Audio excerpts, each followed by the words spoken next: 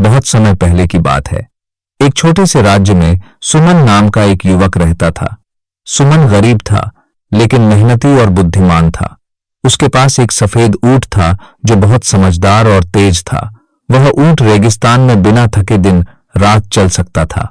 सुमन का चचेरा भाई माधव पास के कस्बे में रहता था।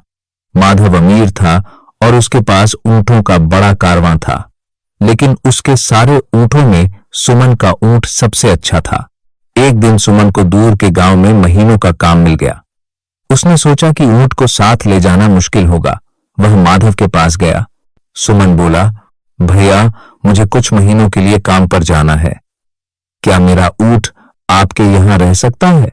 माधव मुस्कुराया और बोला, अरे, इसमें पूछने की क्या बात है? तुम मेरे भाई हो। लेकिन मन ही मन माधव को लालच आ गया। अगर यह ऊंट कमजोर हो जाए या मर जाए तो किसे पता चलेगा? उसने सोचा। सुमन निश्चिंत होकर चला गया। विश्वासघात। कुछ महीनों बाद माधव के अस्तबल का एक नौकर चुपके से सुमन के पास आया।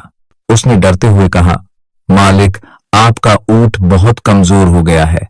उससे रोज जबरदस्ती काम कराया जाता है और खाने में भी कमी की जाती है। सुमन का दिल बैठ गया, लेकिन उसने गुस्सा नहीं किया। उसने कहा, गुस्सा। उसने कहा, ठीक है, तुम चिंता मत करो। बुद्धि की योजना। सुमन सीधे कस्बे पहुंचा और माधव से बोला, भैया, मैं अपना ऊंट लेने आया हूं। माधव झूठ बोलते हुए बोला, सब ठीक है, ऊंट बिल्कुल स्वस्थ है। सुमन ने शांत स्वर में कहा, भैया, मैं कोई झगड़ा नहीं चाहता, बस ऊंट मुझे दे दीजिए। माधव ने डरते हुए ऊंट लौटा दिया। राजा की घोषणा। उसी समय राज्य में हड़कंप मच गया। राजा के महल से एक बहुमूल्य मोहर चोरी हो गई थी। राजा ने घोषणा करवाई, जो भी चोर या मोहर ढूंढ निकालेगा उसे जमीन, धन और सम्मान मिलेगा। माधव ने सोचा, अगर सुमन को नीचा दिखा दूं तो बदला पूरा हो जाएगा। वह राजा के पास गया और बोला, महाराज, सुमन को सब कुछ पता है, वह सब देख सकता है। राजा ने सुमन को बुलाया। सच का खुलासा।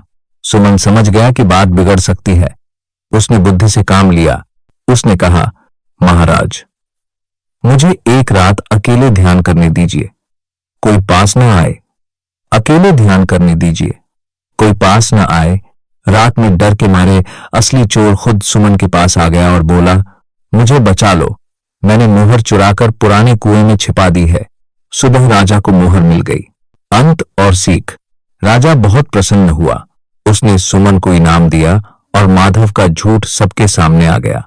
सुमन ने कहा, महाराज, जिसने विश्वास तोड़ा उसे सबसे बड़ा नुकसान हुआ। राजा ने माधव को दंड दिया। सुमन अपने ऊंट के साथ सुख से जीवन